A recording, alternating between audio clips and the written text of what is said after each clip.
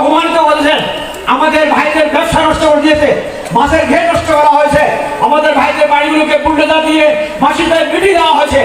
এরপরে আমাদের জুলুম যে আমরা ঘরে শুনতে পারিনি, যে আমরা মামলার পর মামলা, হামলার পর হামলা, জেলখানা ছাড়া আমাদের কোনো ব্যবস্থা ছিল না। এত কিছু করার পরেও আওয়ামী লীগ 15 বছরে আমাদের যে বৈষম্য, সে বৈষম্য রয়ে গেল। আমরা যে জন্য দেশ শান্তি দিলাম তা মোটেও হলো না। এখানে একদলীয় শাসন কায়েম করা হলো, সকল পত্রিকাগুলো বন্ধ করে দিয়ে সরকারের গুণগান গাওয়ার জন্য 2টা পত্রিকা রাখা হলো। নির্দিষ্টভাবে দেশের সেনাবাহিনীকে, বিশ্ববিদ্যালয় শিক্ষকদেরকে, বিচারপতিদেরকে পর্যন্ত বাকশালের সদস্য হতে বাধ্য করা হয়। এবং এইভাবে করে আজকে পর্যন্ত সময় আমার বিস্তারিত আপনার বলা এখন সময় নেই, কোনো সময় আসলে বলি। 54টি বছর চলে গেল, আমরা সে শান্তি আর চোখে দেখে নেই, বৈষম্য থেকেই গেল।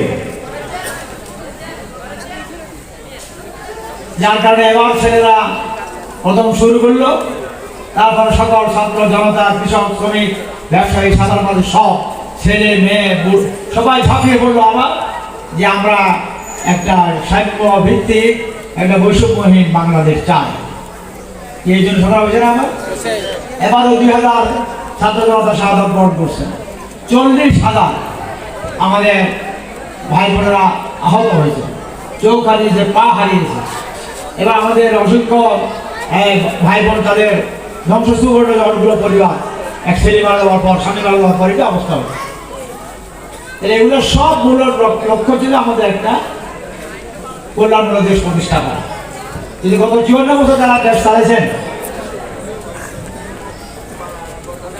2-4 জন ব্যতিক্রম বাদ দিলে, 2-4 জন ব্যতিক্রম বাদ দিলে অধিকাংশ নেতারাই ছিলেন চোর, দুর্নীতিবাজ, অন্যের সম্পদ লুণ্ঠনকারী, সরকারি সম্পদ লুণ্ঠনকারী, চাঁদাবাদী, এগুলো ছিল সকলের বৈশিষ্ট্য। যার কারণে আমরা যে আশা দেশ করলাম, সে আশা তিমিরে রয়ে গেল, এটা আর কোনো পূরণ হলো না। আমরা এটা বিশ্বাস করি, এই দেশকে যদি শান্তিপূর্ণ দেশ করতে হয়, সাম্যের দেশ করতে হয়, কল্যাণ পেতে হয়, শান্তি পেতে হয়, আল্লাহর আইন কায়েমের কোনো বিকল্প নাই। যতদিন আল্লাহর আইন কায়েম না হবে, ততদিন পর্যন্ত এখানে সত্যিকার অর্থে শান্তি প্রতিষ্ঠিত হবে না। আল্লাহ তাআলা বলছেন, ওয়ালাউ আন্না আমানু আল কুরআ ওয়াত্তাকাও, যদি তোমরা কোনো জনপদে আল্লাহর আইন আর সত্য বৈশাখ ব্যবস্থা কায়েম করো, লাফাতাহনা আলাইহিম বারাকাতুম মিনাস সামাই ওয়াল আরদ, আকাশের বরকত জোয়ার উপরে দেবো, জমিনের বরকত জোয়ার উপরে দেবো। এটা কার ওয়াদা? আল্লাহর ওয়াদা। এই আল্লাহর ওয়াদা করে আপনার বিশ্বাস হয়? ইনশাআল্লাহ বিশ্বাস হয়। ইনশাআল্লাহ দুনিয়ার যদি আল্লাহর আইন কারা কায়েম করবে? ওই যে দুর্নীতিবাদ করে আল্লাহর আইন কায়েম করবে না। যারা আখিরাতের জবাবদিহিতার ভয় থাকবে না, তারা কি সৎ মানুষ হতে পারে? তারা হয়তো তাদের কোনো ভয় নেই, তারা যেন করে নেই। এই জন্য আমাদেরকে সৎ মানুষ লাগবে। সে সৎ মানুষ কোথায় পাওয়া যাবে? আমরা একটা পরিপূর্ণ আস্থার সাথে বলছি, জামাত ইসলামী সে ধরনের কিছু শব্দ তৈরি করতে সক্ষম হয়েছে, আলহামদুলিল্লাহ। আপনাদের জামাত ইসলামীকে যদি আল্লাহ তাআলা কবুল করেন, আল্লাহ পছন্দ করেন, আর আপনারা যদি আমাদেরকে সহযোগিতা করেন, সমর্থন করেন, জামাত ইসলামী যদি সরকার গঠন করে, তাহলে আপনাকে দেশ চালাতে পারবো কিনা? আপনাদের কথার উপরে বিশ্বাস আছে?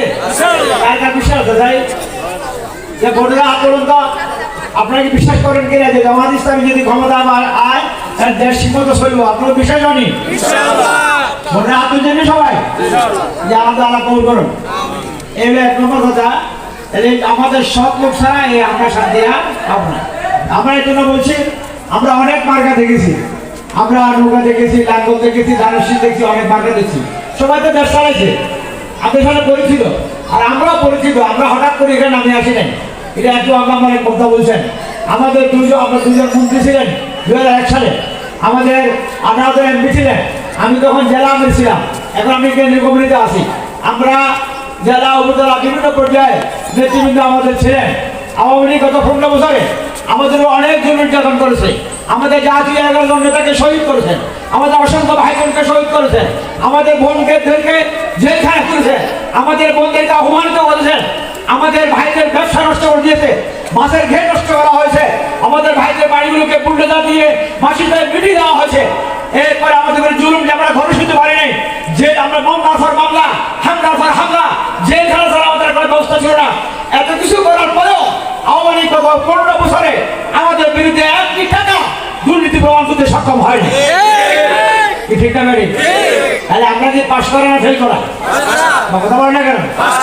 খালি পাসটা আমরা গোল্ডেনে প্লাস পাই।